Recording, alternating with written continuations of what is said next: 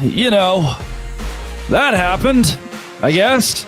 This is an emergency Locked On Big 12 reaction show.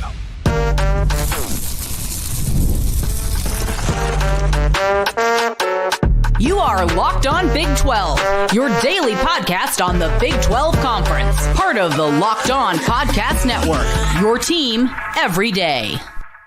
Happy New Year, everybody. Welcome into the Big 12 Squad Reaction Show. Arizona State falls to Texas in overtime. Point number one, if you have a loved one who's a referee, know that they are harboring secrets that they're not telling you about. They are not a good human being. They're bad people. They really hate all things good and fun. I mean, we can start there. Look, number one for me, and we'll get there, I guess. We'll start here. Big for the Big 12. Like, that was just a proud moment for the conference. Proud of Arizona State, the best team to represent this conference. They did get in. I mean, that was a hell of a ball game. And then you go straight to that targeting call. Can someone here please describe to me what a targeting is?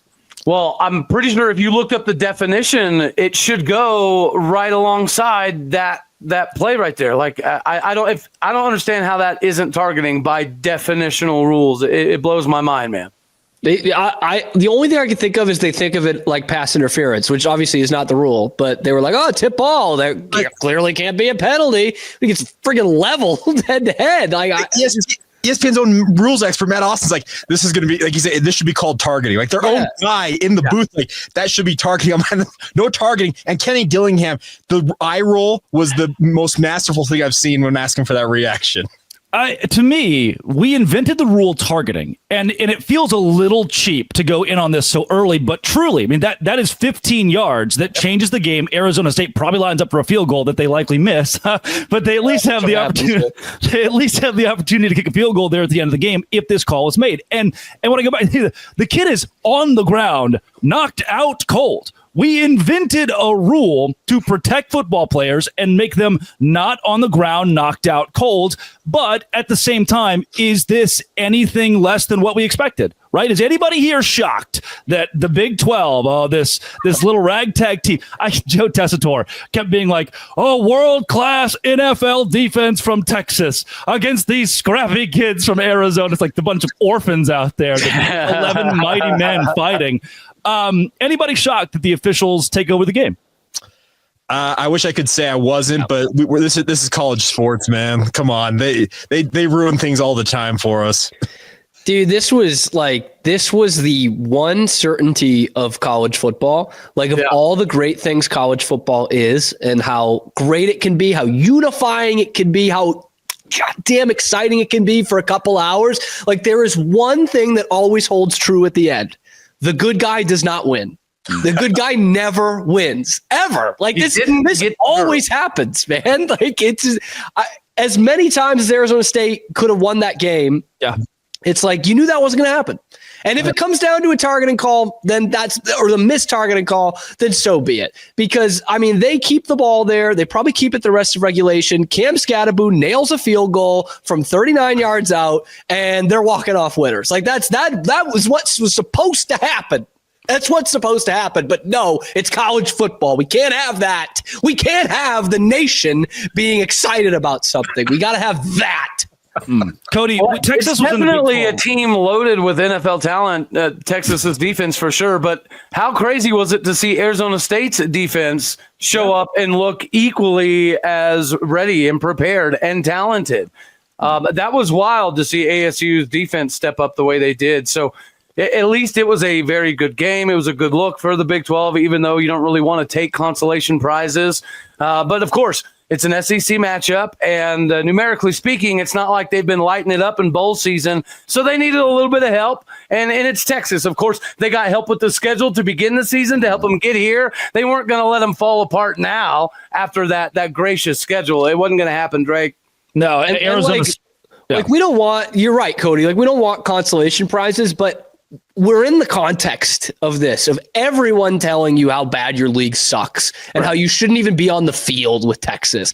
And I mean, the first 3 quarters, look at your Twitter timeline. It was just, oh, these guys are stupid. How did they pick Arizona State to be there? It's like, no, you're right. We don't take silver linings playbooks here, but it is something to stick to them. Like, hey, you sure we weren't supposed to be here? Because I see the Big 12 champion do that. I'm almost thinking maybe we should have had 2 teams in there. Atta babe. And Baylor should have been run. Jake, BYU got screwed, and you need to tell the country about it, baby. All the 8 million people saw it on Saturday night. I was there in the Alamo Dome watching it in person. BYU absolutely smacked Colorado up and down the field. And Cougar fans, I think, you have some righteous indignation right now about not being in this playoff field. The Cougars could have competed. What Arizona State did there showed that the Big 12 can hang. The tough part is they didn't pull it out. Now, the biggest thing, guys, besides the non-targeting call, why do you send the house on 4th and 13 and not even get anywhere near Quinn Ewers? That's the other thing about this game is you had them dead to rights, and you send an all-out 8-man blitz and don't get anywhere near that quarterback. That one hurt as well. Yeah, I think on that play, you send everybody with the assumption that if you only rush 3 or 4, Quinn Ewers could run, and maybe he does step it up. That's 13 yards. 13 yards is a tough chunk of yardage to get. I mean, we were all getting texts of like, well, that's the ball game on 4th and 13 because the DBs of Arizona State played so well. That's one thing I want to go to analytically. We haven't talked a lot about the stats. At the end of regulation, it's 24-24. Texas had 15 total first downs. 15 total first downs. The Longhorns running the football 54 yards, 1.9 yards per rush as well. This was as masterful as Arizona. I was at no point here impressed by Texas. Special team, they have a punt return for a touchdown, and they win this football game by 7, 8 points. Yeah. So there are moments early on where it's like, okay, lights too bright for Arizona State offensively. Cam Skattebo does the whole, I'm done with this. We're playing a football game. ESPN blows up this clicky headline where Cam Skattebo says, I'm done, right? And from there, as soon as they catch on, that trick play, Skattebo throws the ball downfield, down 24-8. And then both 2-point conversions go in. If Arizona State's offense shows up early on, they win this game. And Hatch, to your point, hindsight's 20/20, but you rush your entire defense right there, and the top was taken off. You don't have the DBs that can put up for 7 hours, the length of this game, 7 hours with those Texas receivers. Yeah, and that's the thing about it is if you're going to send the house, you've got to get home. And trust me, I speak as a guy who's watched BYU try some pretty inexplicable things on defense and got nowhere near quarterbacks over the past few years. So, yeah, it's that play. Besides the non-targeting, we've already discussed that. And that one, that drives me nuts because that's a textbook targeting call in my book every single day. But when you send a 4th and 13 all-out blitz, you got to have at least one guy get somewhere near that quarterback. But Quinn Ewers is at that point, when he's got all that time out there. As you mentioned, the defensive backs are Arizona State. They just can't hold up under that. And what a strike that Quinn Ewers threw for that touchdown. But gut-wrenching loss for Arizona State, guys. And you made a very good point, Drake. They looked like they couldn't hang early in this game. Remember when Texas scored in 2 plays? I was like, oh boy, this could be a really long day. I got to give massive props to Arizona State for grinding their way back into this game. It looked like they were going to be out of it early, and Arizona State proved that they have just that grit in them. Cam Skattebo chucking on the sideline in the 4th quarter and coming back in kind of epitomized, I think, everything that Arizona State put into this game. And Texas, they got lucky, guys. They got lucky in this one. If Skattebo doesn't begin the year top 5 Heisman odds, then he's getting royally screwed from the get-go. Like, that's just a preposterous statement to assume that he would not be automatically in the top 5 to begin the season. I think the most impressive part about this for Arizona State was they bullied UT from like the middle of the 3rd quarter on. Like, if you want to talk about how much bigger and badder the SEC is and everything, it's like they did. I mean, UT manhandled them the first couple quarters. They had another goal line stand. It's like, oh my God, they're never going to get the ball in the end zone. And then Arizona State could run the ball. Like they I mean, you heard it on the broadcast. The Joe Tessitore show, I believe, was the name of that. Of that game. Yeah. But it was like most of these guys have not played into the fourth quarter in a while. Arizona State's on a run of blowouts here, and they didn't play in the first round like UT did. And so that's like advantage Texas big time. And it was not an advantage. That's why where this game was turning, I was like, I don't know if Texas can hang with them. And it's kind of like going back to that 4th and 13 is like, you gave him a lifeline there. Like, this is not an impressive Texas offense. Quinn Ewers is not on his best run right now. He made some big plays at the end of the game. I got to give it to him. God, but at the same time, I want to, that interception he throws is dog water. Yeah. I mean, I've never once seen Quinn Ewers enters overtime, 1 touchdown, 1 interception. That touchdown came with like 8:30 to go in the first quarter, and then he just goes dark. I have never, I don't think, watched Quinn Ewers and thought, man, what a dog. Like, I don't. Sam Levitt was a way better quarterback in this game. He was the dog at the end of the game. Can't continue. I'm sorry. Yeah, Quinn Ewers is QB1 of Vibes FC. Like, he's just got good vibes, man. We didn't see a lot of McConaughey today, by the way. I don't know if we saw a single McConaughey sideline shot. It's incredible that we avoided that. We got plenty of Tessitore, but we did avoid that. Like, I mean, it's not that Quinn Ewers is a bad quarterback, but he's just so like bang average, man. Like, he just is. And he's had, I mean, it works when you play at UT, right? He had a great offensive line most of his time here. He's had some NFL receivers, but this Texas team just really just won a playoff game with like one good unit today, that defensive line. I mean, that was the only unit that outperformed Arizona State over 4.5 quarters. And even then, Cam Skattebo like suplexed himself to the end zone. Yes. That's Big 12 strength, baby. Yes. There's a decent amount of hold my beer moments for Arizona State today. And that's, I think, one of the biggest takeaways for me is, again, we're not taking consolation prizes, but when it seemed like we were going to have another conversation of how the CFP committee got it wrong and none of these games were competitive, it felt like that was happening, and you guys alluded to it earlier. According to social media, the jury of social media, the game was over. The Big 12 should have never been here. So it was amazing to see some of that kind of go silent there towards the end of the game. But the crazy part is, after the beginning, you wanted it to be competitive, right? You wanted the Big 12 to have a good look and make it competitive. But then when it goes down the way that it does, it's almost more soul-wrenching when you do make it that close and take it to overtime. And it felt like Arizona State was hanging on in moments they really shouldn't have been. So that makes it even more heart-wrenching when it doesn't kind of in the way we want. Also, Arizona State is, and gosh dang it, if Kenny Dillingham didn't say this midseason, they're one kicker away from winning this game by 9. Like, they're one kicker away. If they've got a kid that can boot it at the 34-yard line, if they got a kid that can hit it from 50, if they got Will Farron in their back pocket, Arizona State wins this football game. But that unit for them has been so terrible, genuinely all year long, to the point their head coach came to the podium and said, our kicking game is awful. If you're a student at Arizona State, please join my football team. We all kind of made fun of him. He lost the college football playoff because of it. Like, he could not have been more spot on that they're a kicking. Texas wins this football game, sure, in the end, but Arizona State is a kicker away. As much as I say that poor Texas kid sucks. Auburn, yeah. Yeah. But number one, just hyping him up before that last one, right? His name's got to be Bert. That's already tough. To be named Bert is really tough. And then when Sark's giving him like the dad thing of like, hey kid, just visualize it. You know, when this goes in, we're going to celebrate so hard. He's doing the stupid coachy thing where he's like hugging him there. It's like, oh, we're laughing. We're buddies. He's tried everything with the kid. He's tried everything with him. Sark's such an intense guy. Now he's go to the like, Cadillac and bang a ride. You do this in your sleep, man. Come on. We got cigars. He's like, oh, you see the hot girl in the student section? Oh, that's what my high school coach used to be like, hey, those ladies looking at you to calm you down. And then Bert Auburn just doink right into the couldn't have.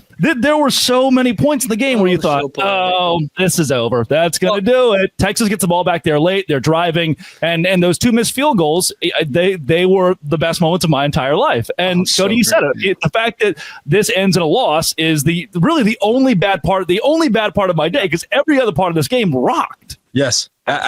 Here's the thing. When you watch Texas miss those 2 kicks late, I was like, okay, Arizona State's got a team of destiny feel here. They're going to come through in the end and pull this off. So I will give credit to Texas for bouncing back, because when you have a kicker of Burt Auburn's notoriety. Burt. That name's still awesome, by the way.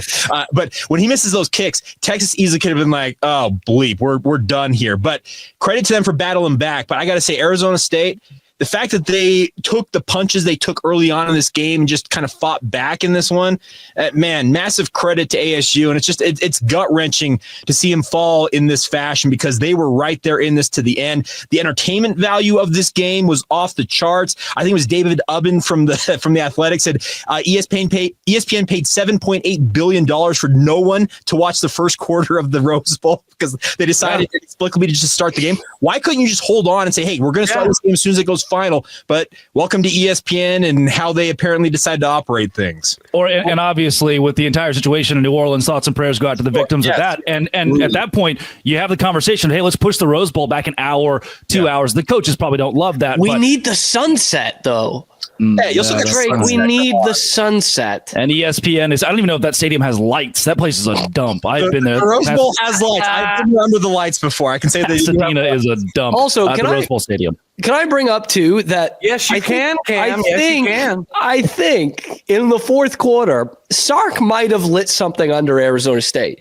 I think he disrespected Arizona State in the fourth quarter, because may I take you back when Texas finally scores a touchdown for the first time since the first like 6 or 8 minutes. Yeah. Quinn Ewers goes in before the extra point. Is 23-8, and they send the PAT unit out there. And I'm like, this is interesting. You could go for 2 the way you're running the ball right now, or not running the ball, but the way you're kind of getting what you want in the trenches. You can go for 2 here and put this thing out. 3 scores. It's done.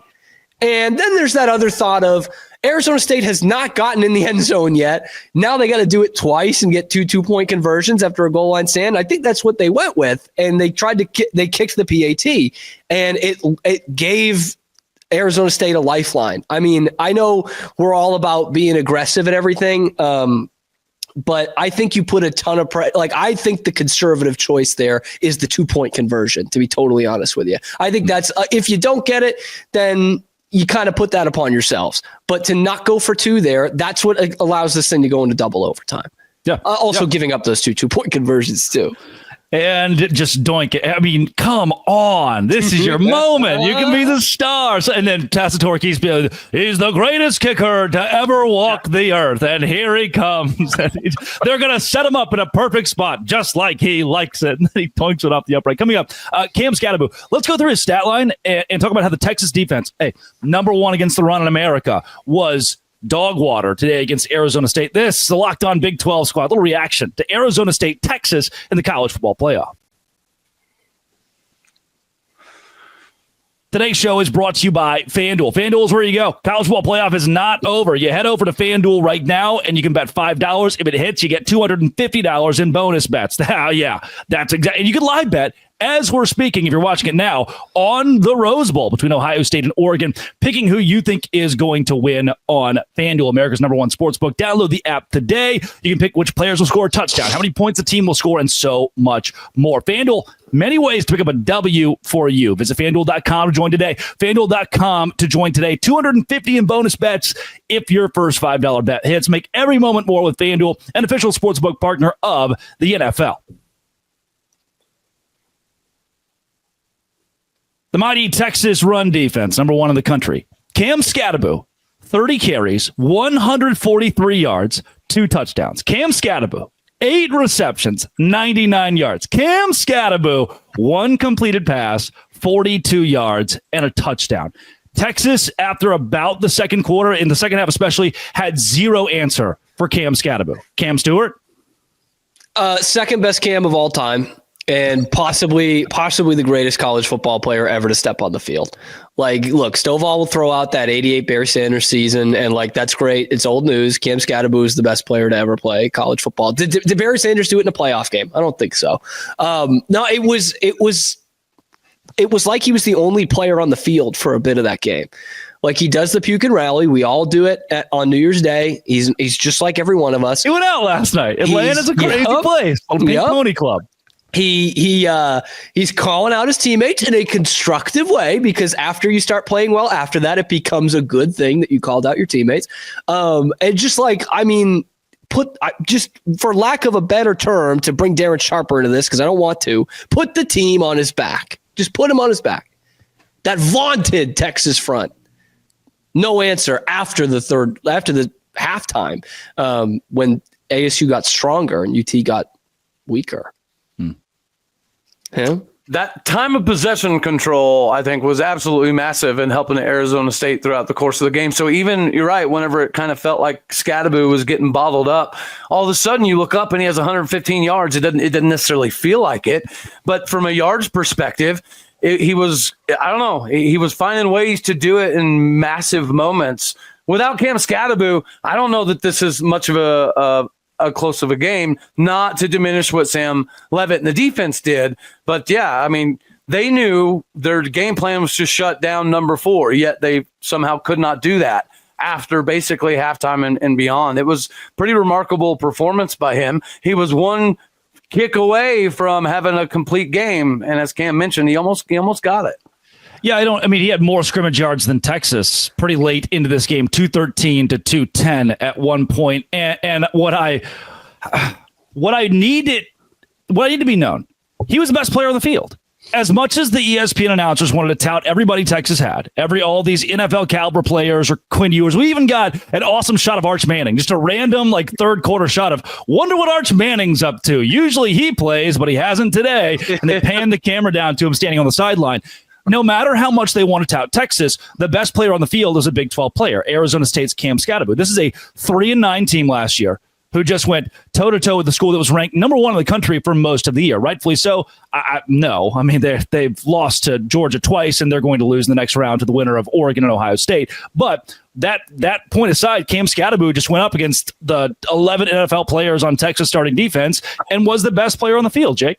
Well, that you're right. Here's the thing. I have watched Cam Skattebo emerge from the Big Sky. He played at Sacramento State, guys, and become one of the best running backs, if not the best in the country this year. He is a remarkable player. Cody said it best. 115 yards rushing. You're like, where did they all come from? Because it felt like at times he was getting absolutely bottled up in this game. But what he does, he's just an absolute grinder of a running back. And trust me, I watched my BYU Cougars get carved up by Cam in that game that they played down in Tempe. So this is the thing, is that Cam Skattebo did not get, I think, even a scintilla of the respect I think he deserved in this game, because he's throwing up on the sideline in the fourth quarter and just, to use that what Cam said, puts the team on his back and says, we're going to go do this thing. And he dragged them darn near to a victory by himself. And it's unfortunate because this is a guy that is going to be an NFL player. I wonder what team is going to be lucky enough to have him, but they're going to get an absolute grinder. And we got a nice final performance from him in the college ranks. And it's just unfortunate it comes up in a loss. Yeah, I don't know if anybody saw this coming to nationally. Did any of you hear a single analyst on ESPN or CBS or anywhere say that this would be a game? I'm a guy who watched Colorado get tongue bathed the entire night after BYU kicked their ass. So I don't have much for you. There's not a lot of tongue bathing at BYU, by the way. That's the BYU guy dropping tongue bathing and ass in the same sentence, which is pretty. I mean, that's a clip it. We got to record that moment. Dude, Arizona State could have won this by 2 touchdowns, and they were still going to talk about how great Texas was. Probably. Well, I mean, we were so close from one of the great chokes in the history of the sport, and they would have been like, "But Texas, man, it's that NFL all full of NFL all pros." Cowherd would have come on. I was going to have for Drake after all of this. Do you think that the Big 12 and Arizona State gets the due respect, or do you think for the next week the conversation is going to be about how, well, Texas lost this one? There was nothing Arizona State did that led them to be close. This was all Texas failing to produce and failing to run the ball and failing to protect Quinn Ewers, whatever the case is. Do we feel like that's inevitably coming, or did Cam Skattebo and Arizona State at least earn enough respect to limit that conversation a little bit?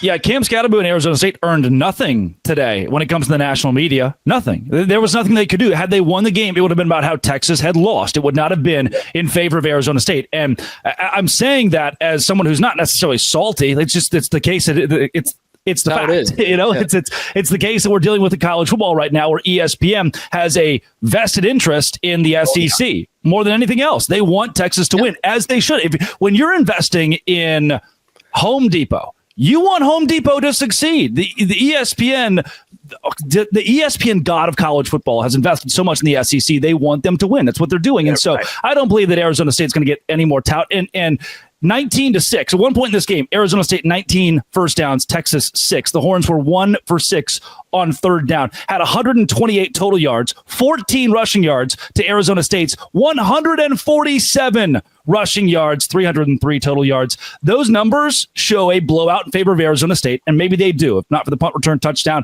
maybe they do. If not for them not having a kicker. But here's what you're going to get. Here's what you're going to get next Saturday, or whatever the next college football playoff games are, is Desmond Howard. Man, thought Arizona State played well. But back to Ohio State against Texas. Here's what I think. That's what it's going to be. All you're going to get is just a one-off comment. Not Nick Saban, not Pat McAfee, not one of those, especially not Kirk Herbstreit, will say a damn word about Arizona State. In fact, it will be I think one of these talking heads will be out there saying like, and Texas almost lost because they had to play in the play-in. They had to play the first round, and it almost puts a great team in jeopardy in the second round. Like that, I'm way more. Wait a second. Is that your Colin Cowherd? That's a good Cowherd. That's a really good Cowherd. I need to throw some pregnant pauses in there, but yeah. And so I think we're much more likely to hear that than, man, Texas really. I don't even want to say get lucky, but like they really hung on. Arizona State had them a couple of times, and maybe if they don't get this call going their way, Arizona State might win that game. You're not going to hear that. I'm sorry. And to go and take it another step further, no matter who is coming back for Arizona State next year, do any of you think they're going to be ranked in the top 15 to start the year? No way. No chance. No chance. No. Alabama will be ranked ahead of them. Mm-hmm. Florida will be ranked ahead of them. Mm-hmm. They love Lagway. I mean, that won't shock me at all. At all. Blue game Cam from the top rope. My God. Hold on. You know what? I was going to hold off on all the comments until the final segment of the show, but this one's good. Walter Schultz says, "You are a turd loser, Drake." Good job, Walter. Covered also from the top rope. Good job, +1. Walter.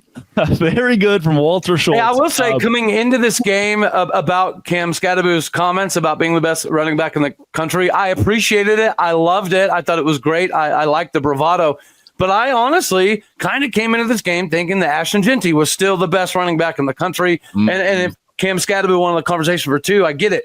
But after this game, I'm sitting there watching that, guys. I don't think Ashton Genty with Texas's offensive line does what Cam does against that Texas D. I know we're throwing some shade, but they've got, 8, 9 NFL dudes on that Texas defense, and it's pretty obvious. So I don't think Ashton Genty would have done near what Cam Skattebo did today. He needs to just continue to matriculate up people's favorite running back in the country list. Cam kept it close. Yeah, he couldn't do that. The one thing about Cam is he is like the everyman running back. You watch him play and you're like, wow, that guy just gets it done. He's a fun player to watch. He just churns his legs. That touchdown late, I know that his offensive lineman helped him get in the end zone, but he took on a 330-pound nose tackle and essentially just said, yeah, no way. I'm not going down here. We're getting in the end zone. And it just showed the heart this guy has, because he was throwing up 20 minutes before that on the sideline. I really love how the sideline report, was it Rutledge? Was it Laura Rutledge? It wasn't Rutledge. It was Taylor. Trust me, I would remember if it was Laura Rutledge. It was not.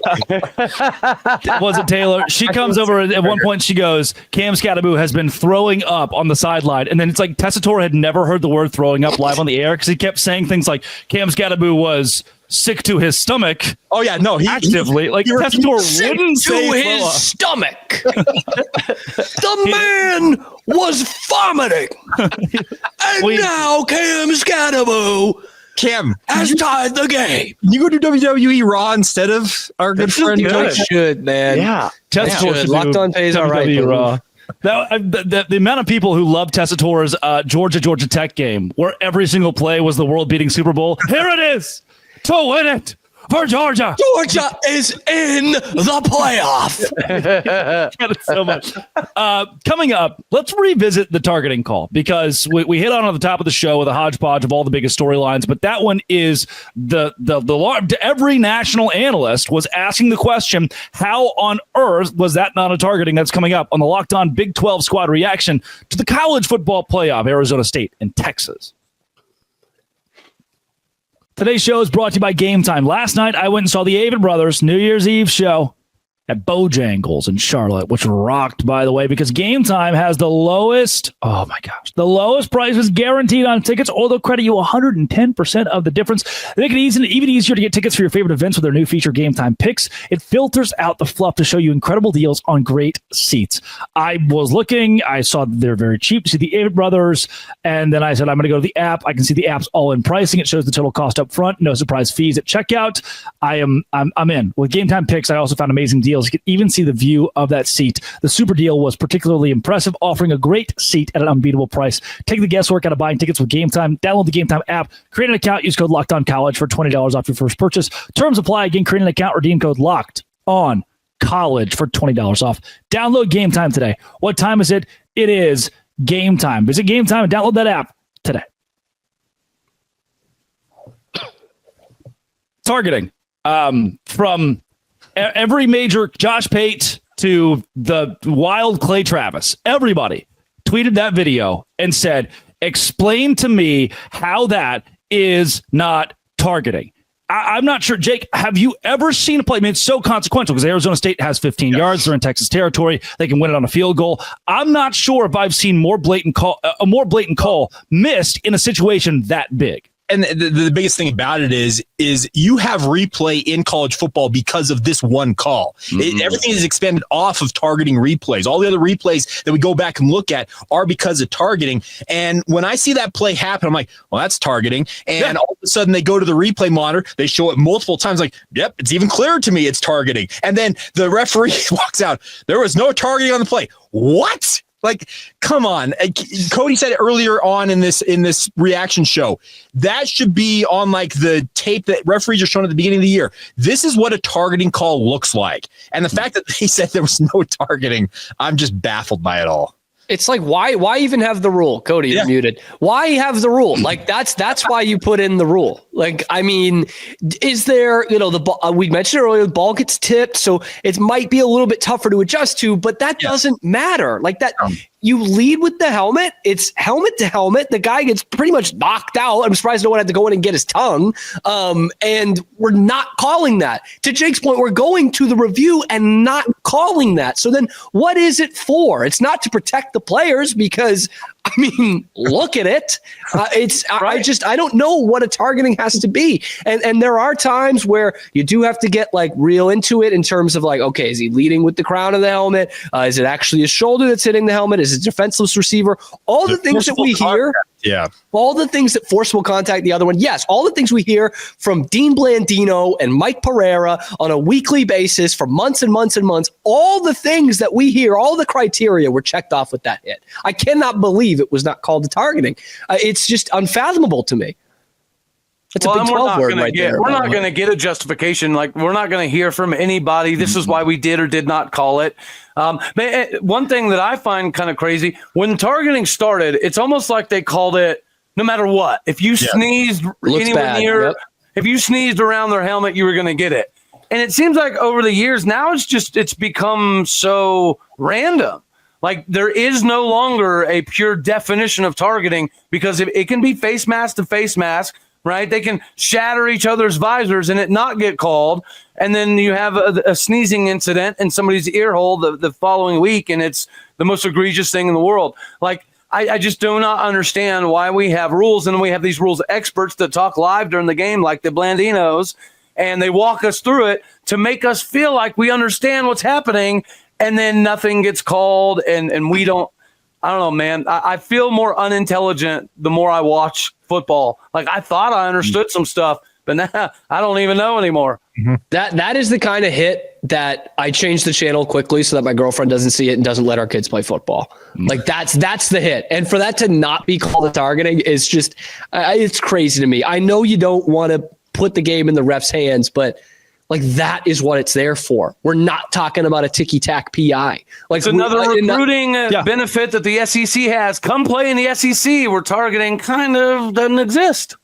Get away with it. Well, here's the, in big moments, it doesn't exist. Oh, there you go. There it is. Think about the circumstance that hit came in. That's the thing about this that drives me bonkers about it, is that I think the crew, speaking the officials on the field, also the people up in the booth who are looking at this, you can say that there's no bias. No, bias exists in everything. And they're thinking about the circumstance that this call comes in and like, man, do we really want to make this call in this circumstance? Right. Well, you didn't make the call, even though it looked like it was a textbook call in my book. That's why the rule was invented. Just don't have the rule then if this is one that we're not going to call. There will be Texas fans who say, oh, well, that wasn't the difference in the game. And to an extent, sure, I guess it's a true statement overall. But in that moment, you're given 15 yards. You're in Texas territory. You're running the ball down Texas' throat. You got a minute 30-ish to work with there offensively. You can put yourself in a position at least for a field goal. And maybe the field goal doesn't go in. Thank God it wasn't Burt Auburn. Yeah, if Burt doesn't doink that at the end, like, oh man, talk about the controversy there. But the kid loves to doink. What can I say? He does. He does. You're the doink. Watch, I've got a BYU guy there. No, BYU doesn't do anything of the sort. Let's be real. Doinking, no doinks. Never heard of her. No doinking. No doinking in Salt Lake. Gosh, I just that puts you in such a solid spot to go win the game. And Sam Levitt had finally caught fire. It felt like Texas defensively couldn't get pressure on Levitt as much. He was running the football well. You saw that again in overtime. Arizona State was so much better than Texas for 75% of this game. The first quarter notwithstanding, Arizona State, which was like a 48-minute first quarter, by the way, Arizona State was the better team than Texas. And then that is one call that takes the ball out of your hands. You immediately have to punt it. And from there, Texas has a shot to go in it with Burt Auburn, and they don't. It should have been called. And from there, at the very least, Arizona State has an opportunity to go win it. I don't... Man, it feels cheap to talk about the officiating, but Cody, I know we've talked about this in squad shows before about how you don't want the officials to decide the game at the end. If it's a PI call, ticky-tacky, they probably hold the flag, right? It's got a felony. Not you, Cody, you, Jake. Felony, not a misdemeanor. Remember the BYU-Utah game? That was the big point of conversation. Pass interference, no pass interference.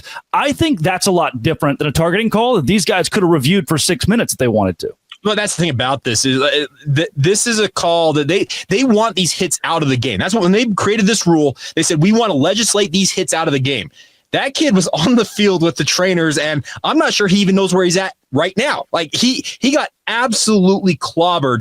And if you want to get rid of the hits in this game, it can't matter when the circumstance of the hit comes into effect. It's either a targeting call or it's not. And I'm with Cody. The more I watch college football, the more I'm like, hey, well, that's a targeting call. Nope, you're wrong. Oh, that's not a targeting call. No, that's target. Like, I can never make heads or tails of this dang rule. And I don't like the fact that kids have to sit out of football games. That's one part of that rule that already drives me nuts.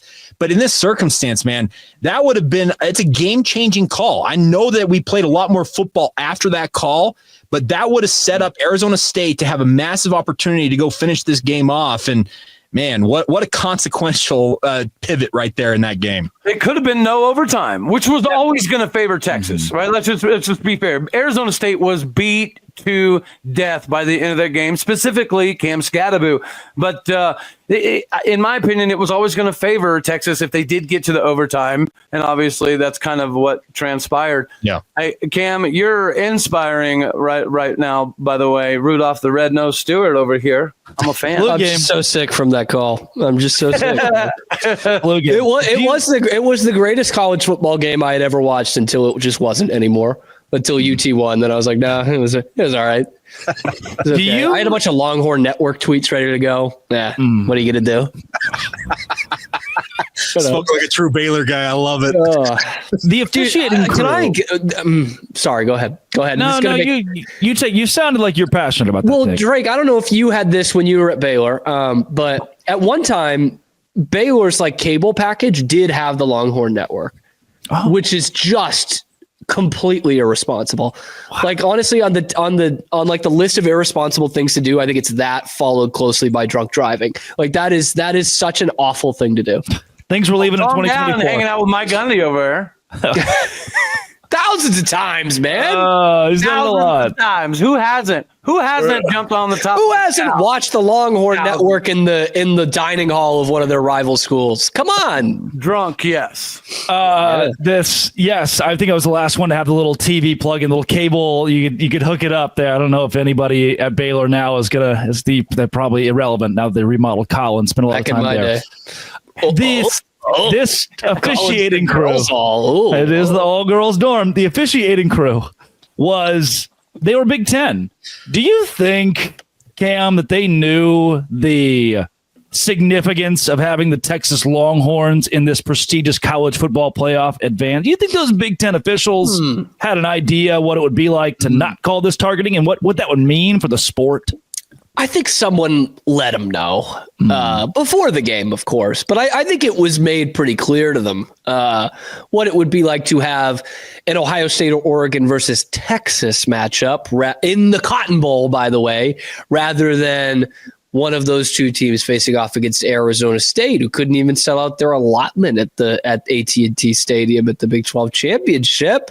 I think they had an idea.